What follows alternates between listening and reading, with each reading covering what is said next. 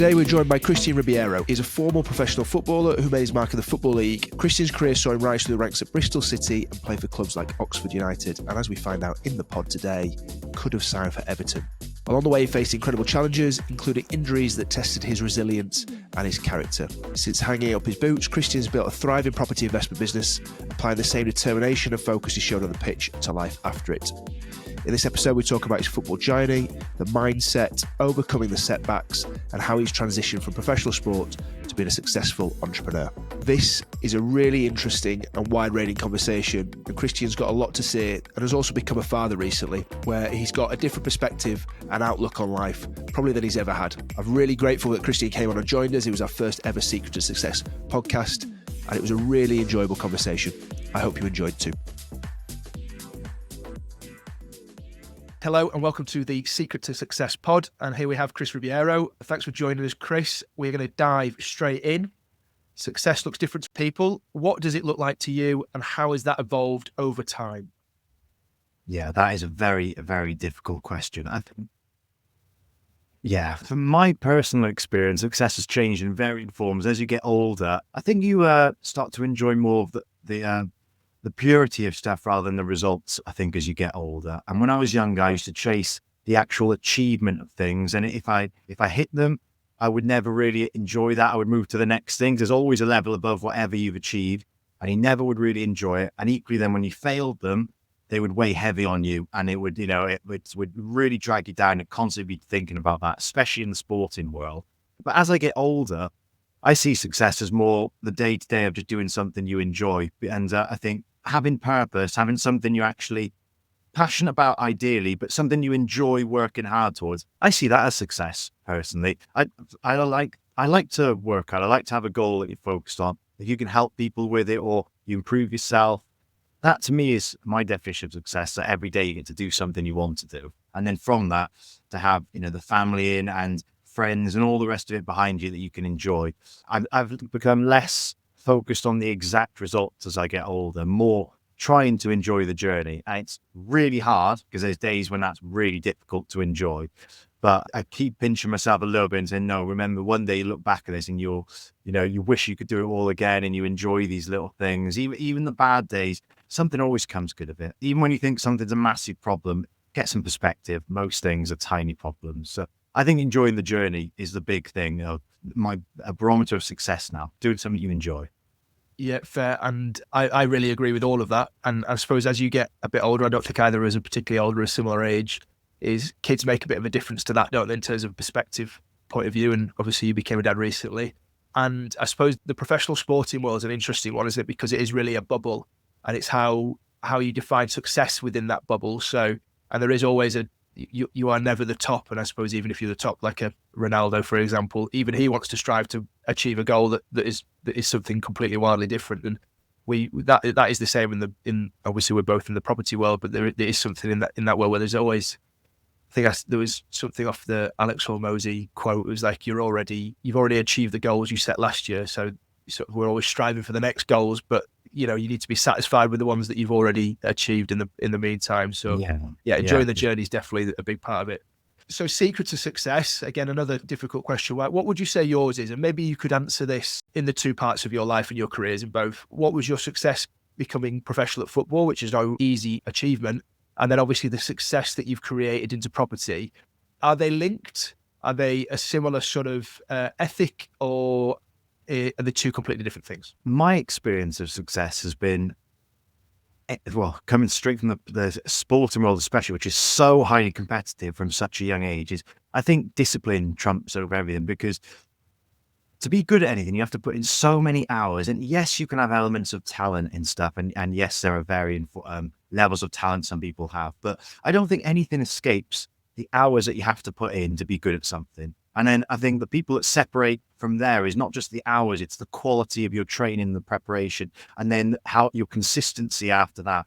I really like a saying that is, motivation is fleeting, but discipline is permanent. If you can keep all the discipline like that, because motivation of trying to get in shape or doing whatever, that can last for a little bit, but it's discipline that if take away from motivation, the discipline is, no, I do this because that's a core part of my life belief, whatever, that I want to achieve this. then there's no negotiation with yourself. And I think you can't get away from the reality of, to be excellent at anything takes hours and hours and hours of skill and practice. And some people start from different starting points, and that is true, but they still put the hours in. There are very, very few exceptions of people that either get taken to the top of their field very quickly or become super rich very quickly. They are the anomalies. And I don't think you can focus your whole life on trying to be an anomaly like that. I think there's no secret in anything other than time, quality, especially of the hours you put into things. I mean, people don't want to hear that in today's age, do they? Really? But it's an absolute reality. Yeah, it is funny. There's a couple of bits in that. Is obviously we're recording this on the 20th of January, when I think most people's New Year's resolutions have probably failed or are failing by this point. And it's always a difficult time to create resolutions in the coldest, darkest, most miserable month. But I always feel like the discipline and the habits you've got to build are crucial to that. And I think we both managed to keep in relatively decent shape, but people think that's an easy thing to do. It's not. It's like there's loads of times I don't want to train. You've just got to sort of do that and make it work. And certainly in the instant sort of gratification age, you're absolutely right. I think there is the 1,000-hour rule, isn't there? But I think probably these days, if you really want to be excellent, it's probably 10,000 hours, which is it's 10 years of work and not one. And it's the quality of those 10,000 hours. That's what people think. It's like practicing a golf swing. If you swing a club 10,000 hours time, but your technique is awful, you're not necessarily going to be world class. So I think people mistake some of that as well. It's great to have work ethic and do the hours, but you also have to have quality with it and get better. Otherwise, the improvement, that sort of exponential scale of improvement, you just won't hit it. I think people forget that is a lot of people out there work hard, but are they working necessarily intelligently with that, or with people that will help them get that next level above? And that's all walks of life, whether that's sporting, health related, into business related or whatnot. It applies to everything. I think the people thing is really interesting because, like you say, there's lots to do something well and do it. Like you say, sometimes you don't know that you're spending time on something and not doing it very well. Having guidance is really different. Again, use the sporting analogy for yourself. In this case, you'll have gone into an academy because you've been picked up because you were good, and you'll have good coaches that have guided you at each step of the way throughout the process, and probably without even realizing you were getting guided and doing the right 10,000 hours in this process. As long as you put the hard work in, you get professionally and get your international cap like you did. But like sometimes if you don't have that, I wouldn't say luck, but that support network around you, it's a really difficult idea to know whether you are doing it right or wrong. I suppose mentorship, coaching, and guidance is really important in those sort of metrics. All good business partners, I suppose, as well. Yeah, I think in all walks of life there is someone ahead of you, generally, and they normally can pass on, whether it's, as you mentioned, mentorship that strongly, or even just words of advice. But there's always someone that's pretty much gone through. I think there's very, very few people in the world that are groundbreaking something that no one's ever done before. Yeah. So the vast majority of us, someone's experienced the problems that you're going through or where you're trying to get to. And whether that's, as you mentioned, some mentorship side, or sometimes just taking someone for a coffee and getting the advice like that. And then it's about the intensity of time you spend with that person and learning. But that's what I mentioned with the quality of time. If you can spend more time around those that give you that quality, and whether that's in a business sense, a health sense, whatever it may be, those hours become more powerful. And if you can do that more and more, the people, I very much, from me speaking personally, I spend very little time with a very small amount of people, but all those people I do generally are teaching me something all the time. That'd be great. Where they are, they're further ahead in their scales, whether they're older and they're 10 years ahead of something. And they might not even necessarily be exactly what I'm doing, but I know they've got some strengths. I'm always trying to pinch a little bit of their learning all the time. And it's just time, isn't it? It's just years and years of, honing your own craft amongst learning off everyone else. And then over time, you also figure out what's important to you and the people you don't want to emulate. Because there are people further ahead of you, but they're on a path you don't want to be on. And that's good as well to learn and go, actually, they might be 10x as wealthy as you, 10x as successful as you, whatever. If you go, I don't want to be that person now. It's something against my morals or against my ethics or whatever it is. I'm not going to knock them. It's just not me. And you have to go a different journey. So it goes on forever, this conversation. But I quite enjoy that. You pick out the people you enjoy, spend time around them, and you will become, over time, that saying of, that you become the sort of the average of the 10 people you spend most time with. And it really is true. Yeah, absolutely. So looking back, what are the things that you wish you'd done slightly different starting out? Again, probably in both industries, both career choices, or unless they're the same in both. Mine's really obvious in my footy career. So I came through at Bristol City, and my career was a bit almost inverted to most people's career, where I was kind of at the peak of my potential at 16, 17, 18. And that's when I was doing well for Wales. I was playing sort of, when I was 16, playing the under-21s. I was starting to break into the Bristol City first team. I had an opportunity to go to Everton for £1 million when I was like 17 years old. And that was 2008. So £1 million now is worth a lot more, you know? And I turned it down at the time. So back then, when you're younger, you think you're invincible. And I just thought, oh, I'm living at home. I'm playing for my local club. They were championship level, still a really good level. You know, I'll just play here for a year or two and move on. 2 weeks later, make a debut for Bristol City, and I blow out my knee, and I'm never the same player again. You know, and I'm retired by 27. Yeah. So I remember when I did my knee, I still remember it to this day. I'm very inexperienced. I remember I was playing fullback, and a winger made a run across the pitch, almost to the other wing, and I tracked him the whole way. And I just think, if I had any more experience, I just would have stepped up offside. If I'd have stepped 2 yards forward, my whole career could have been different. I didn't. I tracked him, twisted, knee went, and then, you know, a whole different story. So I definitely regret that, not playing that guy offside.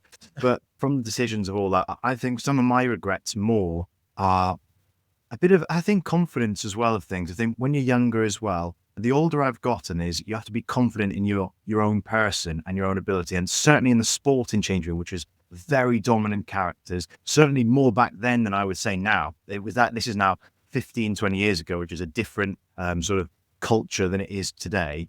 And I definitely felt that I was being a youngster as well, and having the injuries and things made me feel a little bit more self-conscious of it. But as I've gotten older, more confidence in your own skin, I think. And I think that comes with age and experience. For me, I only started to get that when I was 25, 26, 27, and I was forced to retire. So I didn't enjoy a lot of my footy career because I always was fighting against injuries and stuff. But I've tried to let that fall into the business space and things. And yeah, I think confidence is one thing. Not so much have inner determination, but more confidence that started from having your voice heard, I think. And if you don't express your own confidence, because everyone's got their unique strengths and things, and the older you get, the more I value, sometimes the quiet person in the room, they actually probably have something you don't realize and whatnot, as compared to some people who are overtly extroverted and whatnot, and they're quite obvious what their strengths and equally their weaknesses are. That's something I massively sort of regret a little bit, is playing a bit within myself at times. And over the years, I've tried to bring that out more and more so in the sporting and business sense. In the personal sense, not so much a problem, but certainly I've always felt if you're not the most successful in the room, I would always feel a bit like, oh, I'm not going to say anything then. I don't think you should be that way. I don't think you need to feel that way. But I've always had that. I've always had something like that.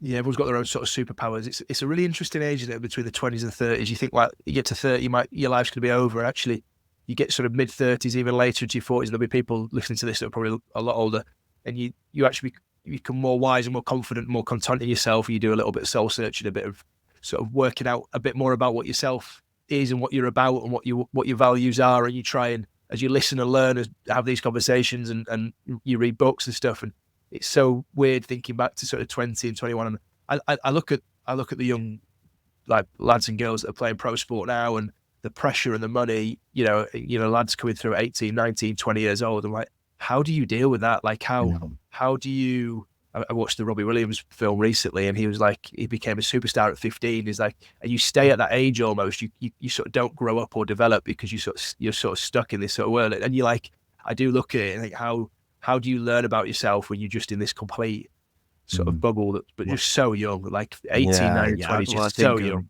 You learn when you eventually come crashing down, and everyone has different varying forms of that. But every sportsman will retire. You know, if you talk with football, especially the rugbies and things like that, they have a 5, 10, 15-year window of riding this wave, and generally they're coming off it by the end. But they all go through it at some point. I went through it at 27. Some go through it at 18. You know, some go through it at 35. But they all go through it, and it definitely gives you a massive perspective shift. And it's little things like, I know some guys now who are in their mid-30s and whatnot, who I remember playing with in their early 20s, mid-20s, and now they're in insurance and stuff, and they're just, and I laugh horse because the person I do at 22, 24 would never, ever have pinned them in something like that. But life molds you in so many different ways, and it's a bit like, for people who are in sport, you almost have two lives, because very few people retire in their 20s and 30s fully from that role and do something else, especially because your skill set is something you can never use again. And I always talk about this, that 90% of other businesses and occupations and jobs, whatever, if you get the skill set of an accountant and you lose your job at 30, you still have that skill set and you can The just use numbers. it elsewhere and whatever else. In sport, once you're retired, that is it. That those 10,000 quality hours you mentioned, all those hours you've put in, it's wasted, it's gone. So for me, I put those hours into being a professional footballer. And since then, I have not used them once. They're Yeah. completely wasted now for what I do. Other than the experiences and learning like that, the Cultural actual stuff skill and set is completely unusable. People mention coaching things, but actually that's a whole different skill set. Yes, it builds upon your experience, but nothing to do with kicking the ball anymore. And I think that's really, really difficult that players especially don't realize until they go through it. And then they realize, shit, I've got to go that 10,000 hours again in my next venture. I've got to start at the bottom of that ladder. Yeah. All your friends that are doing well in their jobs and their roles, in their businesses or whatever else, they're now in their 30s. They've done the 10, 15 years of graft to get to earning some decent money. And now they're starting to enjoy that. Well, it's quite hard accepting that when you're 35 and you're 32 and you've been used to being on the other end of it. It's quite a challenge. Yeah, I bet. And there's no telling as well. Is there sort of trying to half raise some teenagers at the moment? My girlfriend's kids and them. Yeah, there's no telling them. You can't. You sort of show and guide. You don't know until it goes wrong. You don't know. Okay. What is the biggest risk that you've taken in your career, and how has that sort of shaped you? I know you're a property investor now, so I presume the risk stuff will be a little bit more relevant for this sort of type of your career. And as an investor, you're always taking risks, and we're trying to calculate the risks. What's the biggest sort of one that you've taken, and it might not even be monetary? Yeah, well, I guess the biggest risk was starting a business. When I retired, I was 27, just turning 28, and I had some savings. I had a few bits and bobs in there, but I knew I had enough put back that I knew I'd give this a go for a year or two. And that's kind of like everyone's dream, is to have enough to know, right, I'm safe for 1 or 2 years.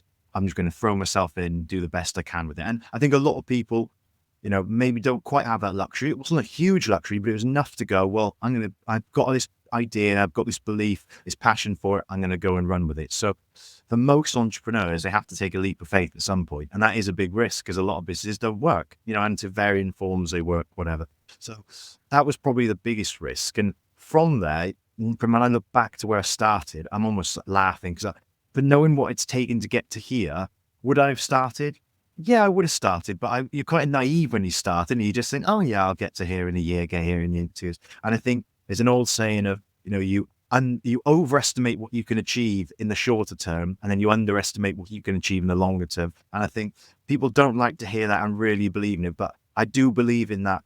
If you are getting better in these things, there is an exponential curve. We find that first 5 years, 5 years is a long time, but in business, that's where you're finding your feet. People hate hearing that if you're starting out. I personally think it takes you like 5 years to really find your confidence. You've probably gone through quite a lot of good and bad by then, but then you're starting to do some quite exciting stuff. And it's from then onwards, good, some really, potentially exciting things start coming from it. And that's what I find now. But the risks more in the property world. I think every investment you ever do, you're using your own experience and data sets you have there, you're forecasting. So your job is to try and de-risk yourself as best you can and try and then, well, how can I then increase my opportunities later on? So the biggest stuff now on the portfolio purchases and blocks, our models are trying to buy things that are already either underperforming, but they are income producing, or they're already built, they're not building out of the ground. So we're trying to de-risk these things. But that thing you mentioned there is, well, I don't really want to build a 1, 2, 3 million pound development when I'm not a new build developer. I don't think I need to take that risk. Some others think their skill set is in that.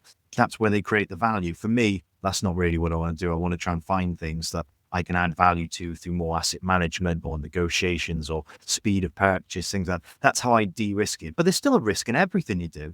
The way you mitigate that is experience, isn't it? I think if you think of everything's risky if you don't have the experience to pull it off. And a 2-bed terrace is risky if you don't know what the hell you're doing, because compared to what a developer that's built a 10 million pound block of flats would say, oh, this isn't risky for me. It's experience level, isn't it? So the whole point of those years of being in business is your tolerance to these levels of risk just go up and up and up because you get better. And I think that's just the natural progression. So now the levels of risk are bigger than what they were before, but I personally don't see them as risks. I've done them. I know what the pitfalls are, but I know how I can fix those. Or if I'm heading towards it, how can I avoid it? Or if I do hit it, how can I get out of it? And it takes time, but you do just the problems get bigger, but you get better at solving them. Yeah, yeah, no, I agree with that. And the analogy of sort of people should, there's risk in a two-bed terrace or a £10 million house, depending on your experience. There's lots of people in the world that say you can do anything if you put your mind to it type thing. I don't always agree with that for that reason. I think if you're a builder with 30 years experience, yeah, you probably could do a new build and a two-bed terrace would be easy. But if you've worked in IT for 30 years and then you move into property because you think you should invest in something that, not everybody has that ability or knowledge or practical experience or understanding. So there's something nice about saying you can do anything if you put your mind to it. There's an element of that I agree with, but within reason. And yeah, I think you just got to be careful sometimes with the risks you take. And there's levels of risk as well, isn't there? Like you could put some money in a stocks or shares ISA. That's a risk to a degree, but it's fairly well calculated to doing what you do as a job. And I think you learn your risk tolerance when something goes wrong. Yeah. I think that's what, if you overbet one time because you think you're invincible, as an example, and you lose it and you can't sleep at night because of it, you're like, that was too much. I pushed myself too far with it. And I think as you get older, you will eventually push your own boundaries of lots of these things. And that's what we mentioned when you get into your 30s. You generally experience a lot of the good and bad of a lot of things. You start to realize, do you know what? That's a risk I don't need to take that level of risk. The stress it put on me and the worry is not worth it. As other people have much lower risk tolerance, as you mentioned, they like to work their job and they have their very basic things. But that's great as well, because we're all unique in our own way. We're all different. I'm not saying anything's right or wrong, but certainly, yeah, risk tolerance is another whole conversation itself. Yeah, and it goes back to what you said at the beginning in terms of what your success is, and that's enjoying the secret to success, which is trying to enjoy the now. And if everything's stressful and uncomfortable and just horrible all the time, then you're not going to enjoy the now, and that then in turn is technically, I suppose, not successful. So the balance of that, understanding your values, I suppose. Obviously, in the world of constant distractions, and I know we both try to do a level of social media. We've had discussions about it before and the difficulties in it, and there's lots of distractions in the world. It's not just social media, it's phone calls, it's whatever How do you manage all of that? How do you manage all of the noise, all the different input from clients, from builders, as we had a chat off air, and even then just online as well? I think there's nothing like responsibility to keep you on track. I think definitely in these sorts of businesses, it's a bit of an odd business where in property, everything is large numbers. So you have big commitments, whether you're doing a project for yourself, you're doing it for someone else.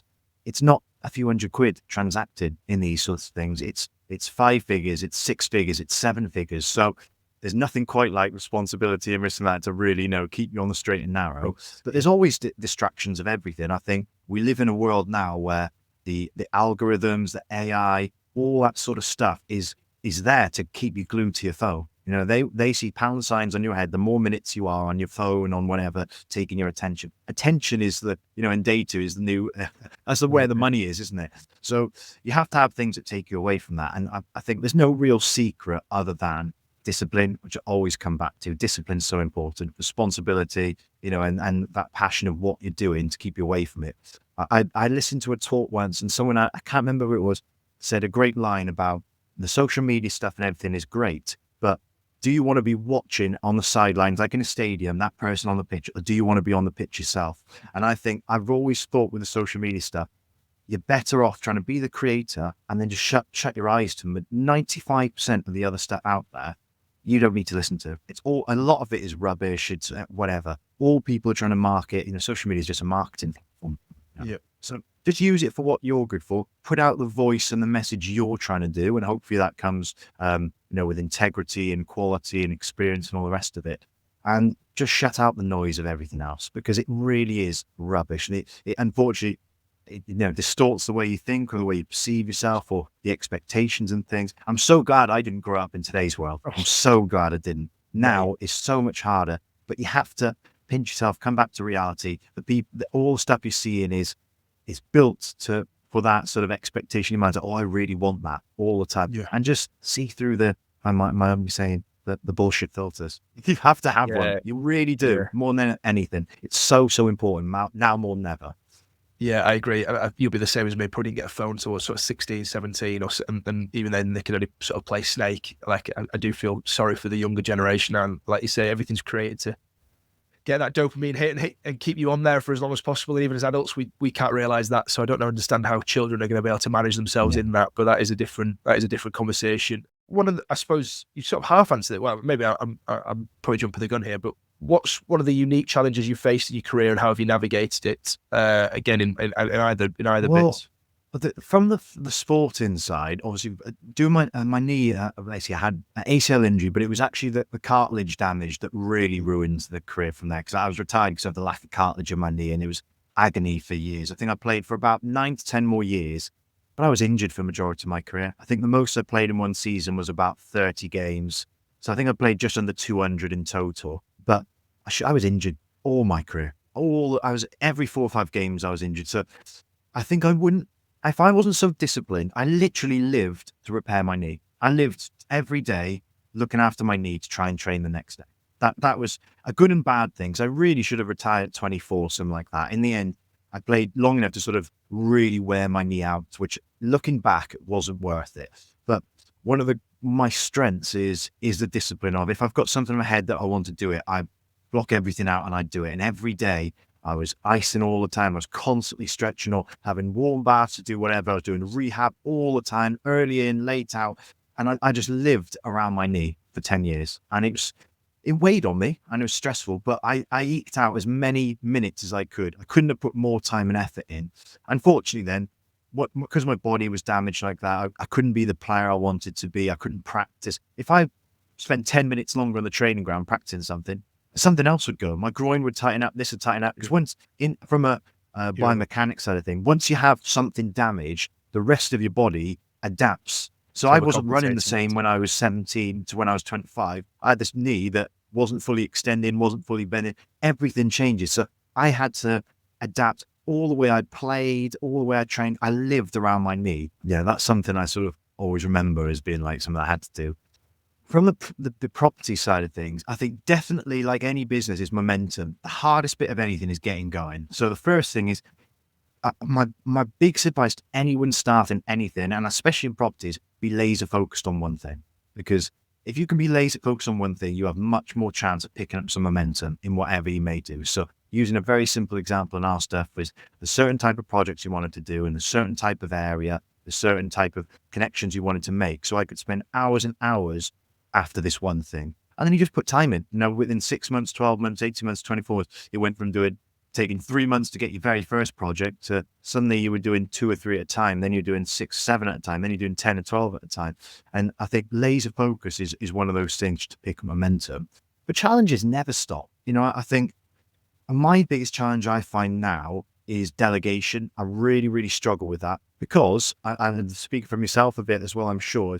When you haven't come from a business background or you haven't come from being around business people all the time, you become a bit of a control freak because you don't know all these other things around. So my thing's always been, I'll work hard. I'll work as hard as anyone else and I'll put the time and effort in. I'll try and grow it that way. Now we're going about 6 years in, you get into a level where no matter how many hours I put in, I'm a hindrance to this business growing and the amount of service you can provide. But I find it really hard to delegate to others, to either trust them or to learn how to set up those systems to grow. So I definitely think my biggest challenge is the delegation, how to grow and improve that way.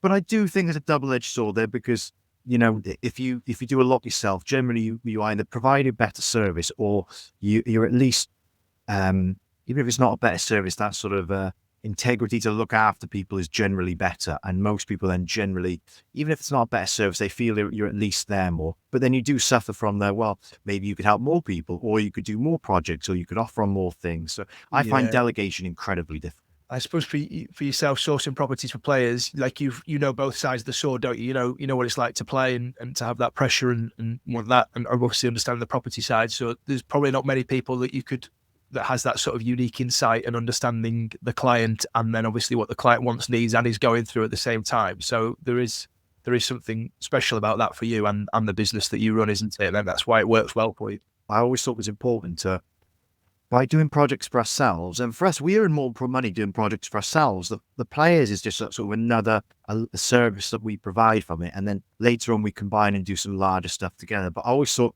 it's really important to be able to say to someone, I'm in the trenches with you. I'm doing the same sort of thing you are. And I think that builds a real element of trust. Because I always had a massive problem with things like the financial advisors and all this stuff where they're just sort of, they're leeching off of people and not practicing what they preach. You know, they're not really experts in their field. And I felt a big thing was, well, I'm going to say this is what I believe is the best thing to do. I believe is a really strong option to.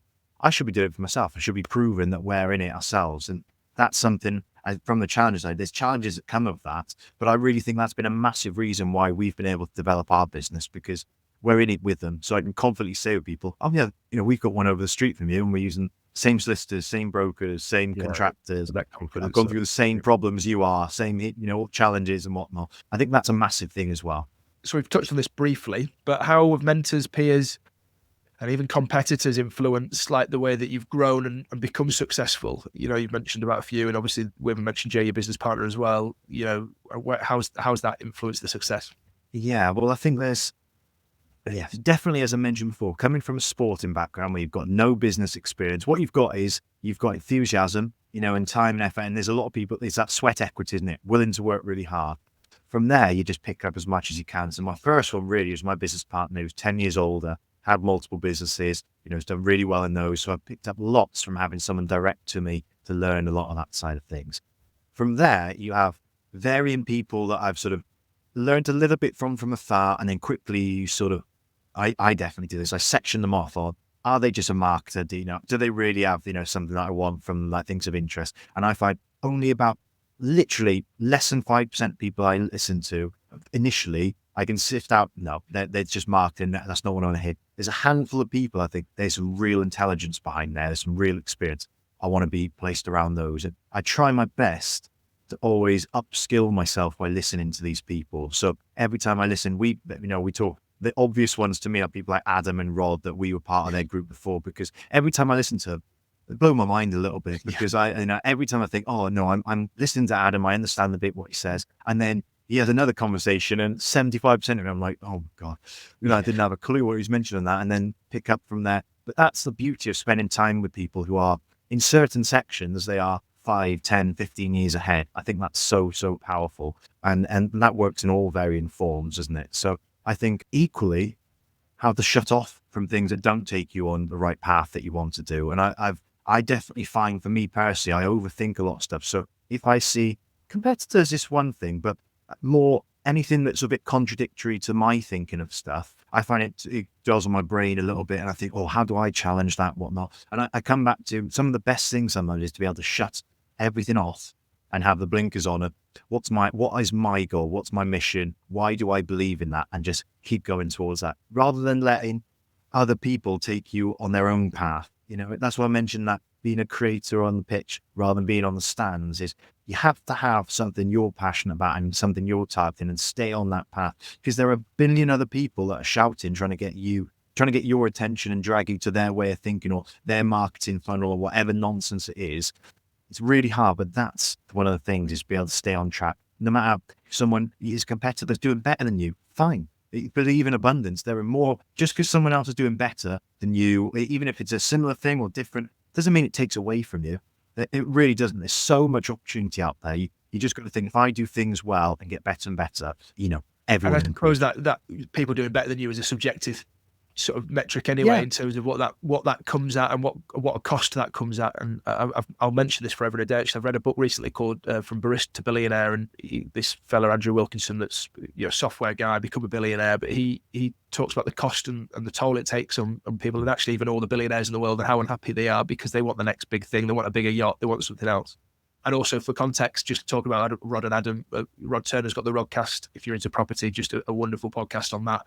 And Adam Lawrence does something called the Proponomics, which is his economics first from Oxford that he got with property. And you can learn something from that, even if you're not into property. And actually, probably in an hour's conversation, when I ever get to speak to Adam, which is always a pleasure, you maybe take about 15% out of it, because that's about the only thing I can understand. And he says it in such a lovely and humble way. He's never arrogant or ever like trying to be clever. He just happens to be really clever. And at my level is I can take about 15% of that, and I understand it. Maybe next time I'll get 20% of what Adam's talking about. That's what I'm 100% with you. I've learned loads from it, and I think I've upscaled myself from being around those people. And then my thing is, then you can filter out the people. I don't mention anything, but I know the people I'm thinking of that are very much more on the marketing side of things, And to me, it's chalk and cheese. And you basically become those you want to be around. If you want to be more like that side, I'm not really going to knock it. I'm just going to say it's a different type of person. So I find I like being around those much more informative. And if anything, they're bad at marketing. Sorry, Adam and Rod. They could be better at marketing.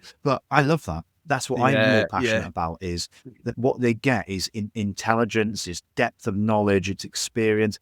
That stuff I think is amazing, not the videographer, perfect videos and flashing cars and money stuff. That is, if I see someone driving a flash car, I instantly turn off. To me, of my values and things, it's an instant no, because I know I told you about that bullshit film. My bullshit film is instantly just filtered and gone, just sort of next thing. Whereas I actually like listening to those guys. Yeah, absolutely. It's such a difficult world because you've got to market yourself, haven't you? No matter what we all have in business, because you can't, no one knows about it if you don't shout about yourself. But there is a way of doing it at times as well. And I suppose I say this, there's lots of stuff in the property industry and any trading industry where, you know, people sort of get rich quick sort of things, and that resonates and people are shouting from the rooftops and what have you. I do also think is that it's not just the people that are marketing it, it's the people that are consuming that. So like you've just said there, like if you saw a guy stood next to Lamborghini, it doesn't fit with your values, you straight away scroll, turn off, what have you. There's so many people it does, and I suppose that's why those people do it. So I always think when you're bagging a property company, for example, I sort of see it slightly differently. As much as I don't love them, I'm like, well, it's not them, they're not the problem. The people consuming it are the problem at times. Absolutely, but they're playing into something like that. And I'm not going to knock them for the market stuff, but I think you have to find your own voice. I really believe there is fans, a following, whatever you want to call it, for everyone. I think there's so many niches in the world, in every single business, whatever. If you don't have your own voice, I think you'll always resent what you're putting out. There's only so long you can sort of put a different kind of voice on and not believe it. I really do think you follow what you believe in and you put it out there, or you build a business off the back of it. I'm not saying you can always be successful in that, but I'm talking if you actually have something that's working and, you know, is bringing in money you need to cover your costs of, you know, your living and whatnot, but separating all that is, there are people that there's a niche for everything. So if you think, for me personally, I can look at it and go, I understand there's a big attraction for that stuff. It doesn't value me. I'm going to just keep doing what I do. And if I say things how I think it and how I say it, maybe 1 in 10 will like that, 9 out of 10 won't. That's fine. I think at least you're true to yourself, and you can, I just think it wear you down, trying not to be yourself with it. There's enough out there that if you're authentic with it, and sometimes I find I'm not fully authentic with it, where it's really, especially in the property side of things, it's such a complicated, dense business. To say in 30 seconds what you want to say is impossible. Yeah. I find it so difficult. So sometimes I almost think, why do I even bother with all this video stuff? Why don't I just get on camera and talk for 5 minutes, put it up? 99% of people will turn off after 5 seconds. But that doesn't matter, because I'm putting out what I want to talk about. And then that 1 in 10, 1 in 100 follows. And if you do enough of it over time, you build from there. Because there is still interesting things there. I really believe in that. We digress slightly from this, but I do really agree with this. And it's something that's playing in my mind. It's something I want to try and do a bit more this year. So you've got the sort of, like you say, the 30-second hook value post type stuff that we still try and do. Hey, if it helps one person, like you say, is great. But I've thought about this more. I really like YouTube at the moment. I know you do as well. And there's a lot more space there to have sort of more mature adult conversation type pieces that are a bit more raw and authentic.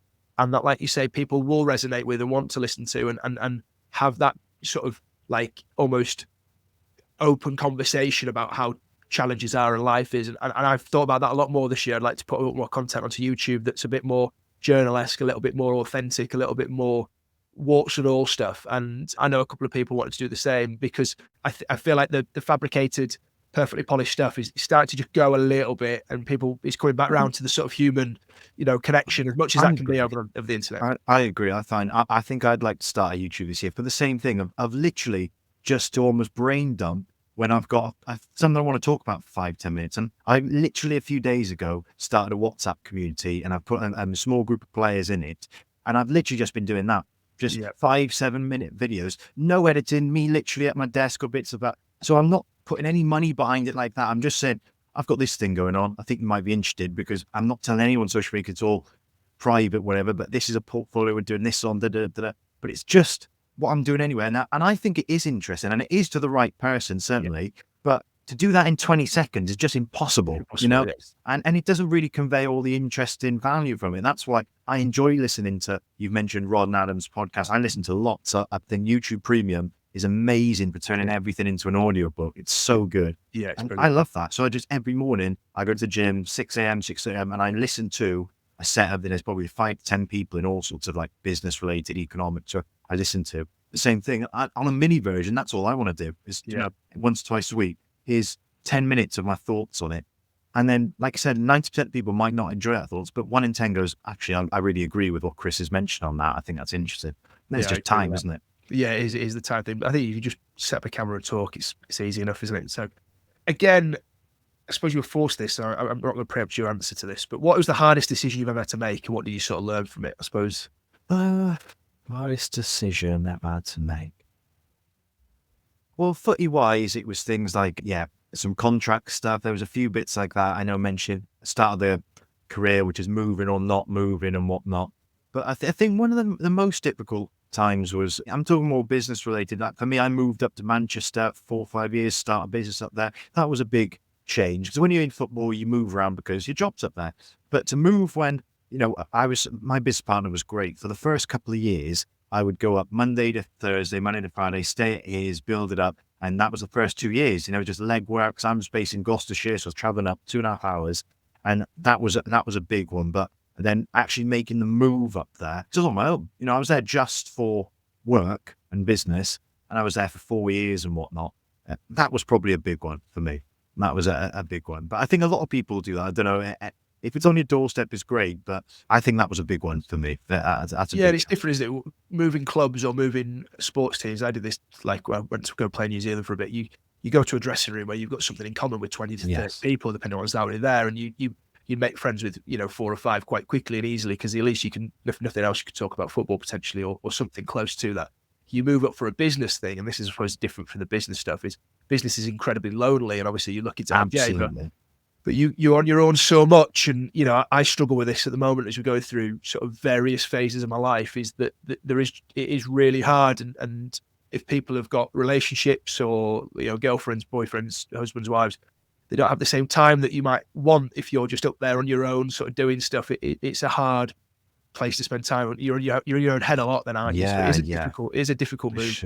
For sure. I think as well, COVID exacerbated that. But I remember, there'd be unlimited amount of days that I was working from home and I wouldn't speak to another person. I'd go to the gym, wouldn't speak to anyone. I just had my headphones in and go to the gym. I'd get back and I would speak to work related. I'd be speaking to solicitors, contractors, agents, whatever. But actually for human interaction, when you're in a business, especially in businesses like in the property world, it's very lonely, very isolated. Very few people have their own offices unless they're sharing offices, whatever. A lot of people just work from home and you can do a lot of the business from afar. But it's not really great for your mental health from just a social standpoint. I definitely found, especially over COVID, like social skills wise, then when you go to speak to people, it's like, oh my God, I actually forgot how to connect. I generally think sometimes, I really enjoy being in an office all the time. And maybe one day I get into more of a shared office thing. But that's something people don't pay for, is being self-employed and whatnot. A lot of the time work from home, you are literally, if you can't have the discipline to stay on it yourself and you can't enjoy that, it's quite an introverted thing a lot of the time. It is hard. Like you say, like, imagine if you worked in an office, there'd be lots of people towards you, distracting you, but at home, you sort of like, you're in your own head, distracting yourself, and it's lonely. And I've created a business and wanted to create the business that I'm creating so I can take off and do some work in another city or around the world or what have you. I love traveling and having that freedom, but also with that becomes that, like you say, that loneliness potentially that you don't have. And I've got a little girl who's 5.5, nearly 6. I have time with her, but talking to a 6-year-old is challenging in its own right. So you spend loads of time on your own. So and then having baby conversations, it is a mental challenge, isn't it? So this has been great, Chris. And so we've gone to the last question. But if you could start over, knowing what you know now, hindsight's a wonderful thing.